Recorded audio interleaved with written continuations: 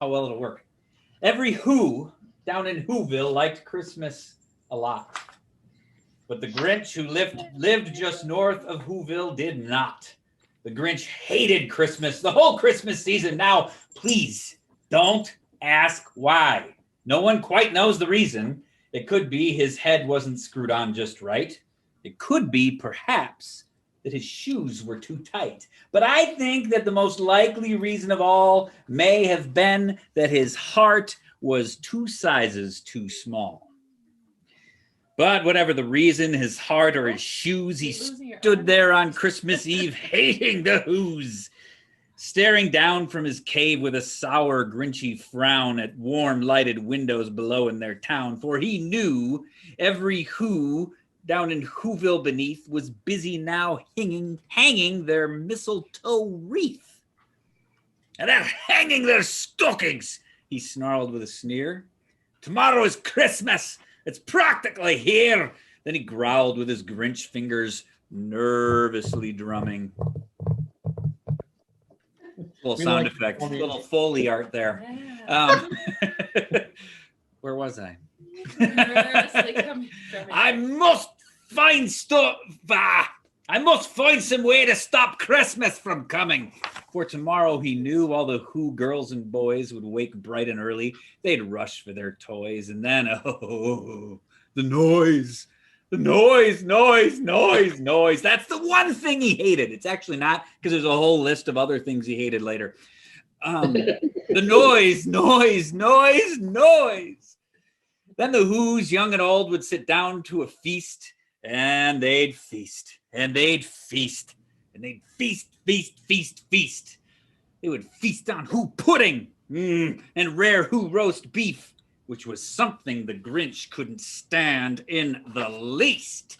And then, they'd do something he liked least of all. Every Who down in Whoville, the tall and the small, would stand close together with Christmas bells ringing. And they'd stand hand in hand, and those Who's would start singing. And they'd sing. They'd sing. And the more the Grinch thought of this Who Christmas sing, the more the Grinch thought, I must stop this whole thing. Why, for 53 years I put up with it now. I must stop Christmas from coming. But how? That's the question. You have an extra big delivery of ham this morning? Or?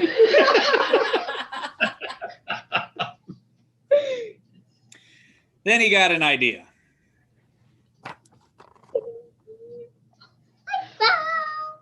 An awful idea. The Grinch got a wonderful, awful idea. I know just what to do. The Grinch laughed in his throat. And he made a quick Santa Claus hat and a coat, and he chuckled and clucked. What a great Grinchy trick. With his coat and his hat, I'll look just like Saint Nick. All I need is a reindeer. The Grinch looked around, but since reindeer are scarce, there was none to be found. Did that stop the old Grinch? No, the Grinch simply said. If I can't find a reindeer, I'll make one instead. So he called his dog Max, and then he took some red thread, and he tied a big horn on the top of his head. And then he loaded some bags and some old empty shacks in a ramshackle sleigh, and he hitched up old Max. Then the Grinch said, "Get moving, you lazy pile!" And the sleigh started down toward the homes where the Who's lay a snooze in their town. All the windows were dark, quiet snow filled the air. All the Who's were all dreaming sweet dreams without care when he came to the first little house on the square. This is stop number 1, the Grinchy Claus hissed. And he climbed to the roof, empty bags in his fist. See him on the roof there? He's going to sneak in just like Santa Claus. You have to go feet first. This is true. Then he slid down the chimney, a rather tight pinch, but if Fat Santa could do it, then so could the Grinch. He got stuck only once for a moment or two, then he stuck his head out of the fireplace flue. And where the little Who stockings all, where the little Who stockings all hung in a row, these stockings, he grinned, are the first things to go. Then he slithered and slunk with a smile most unpleasant around the whole room, and he took every present. Pop guns and bicycles, roller skates, drums, checkerboards, tricycles, Xboxes, and plums. And he stuffed them in bags. Then the Grinch very nimbly stuffed all the bags one by one up the chimbley. Then he slunk to the ice box, which is like a freezer or refrigerator. It's sort of an old word for that. He took the Who's feast. He took the Who pudding. He took the roast beast. He cleaned out the ice box as quick as a flash with that Grinch. He even took the last can of Who hash, man. Somebody brought that from Denver. Then he stuffed all the food up the chimney with glee, and now, grinned the Grinch, I'll stuff up that tree.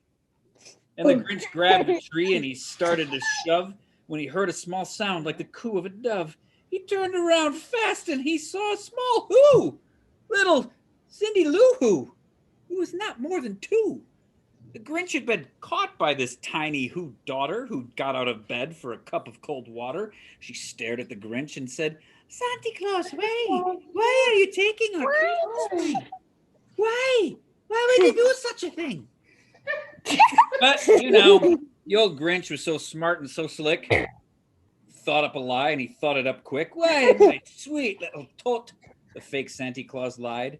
There's a light on this light that won't light on one side. So I'm taking it home to my workshop, my dear. I'll fix it up there, then I'll bring it back here. And his fib fooled the child. Then he patted her head, and he got her a drink, and he sent her to bed. When Cindy Lou Who went to bed with her cup, he went to the chimney and stuffed the tree up. Then the last thing he took was the log for the fire. Then he went up the chimney himself, that old liar. On their walls, he left nothing but some hooks and some wire. Then the one speck of food he left in the house was a crumb. Right, Barrett? Was a crumb that was too small, even too small for a mouse. Then he did the same thing to others Who's houses, leaving crumbs much too small for other Who's mouses. It was 1/4 dawn, all the Who's still abed, all the Who's still a snooze, and he packed up his sled, packed it up with their presents, the ribbons, the wrappings, the tags, and the tinsel, the trimmings, the trappings. 3,000 feet up the side of Mount Crumpet, he rode with his load to the tip top to dump it. Pooh, stinking pooh, to the Who's he was grinchishly humming. They're finding out now that no Christmas is coming. They're just waking up. I know just what they'll do. Their mouths will hang open a moment or two. Who's down in Whoville? Oh, cry. Boo-hoo. What accent was that exactly? That's a noise, grinned the Grinch, that I simply must hear. So he paused. The Grinch put his hand to his ear, and he did hear a sound rising over the snow.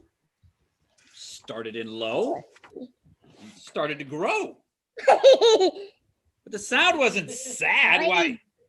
This sound was merry. It couldn't be so, but it was merry. Merry! He stared down at Whoville. The Grinch popped his eyes. Then what he saw was a shocking surprise.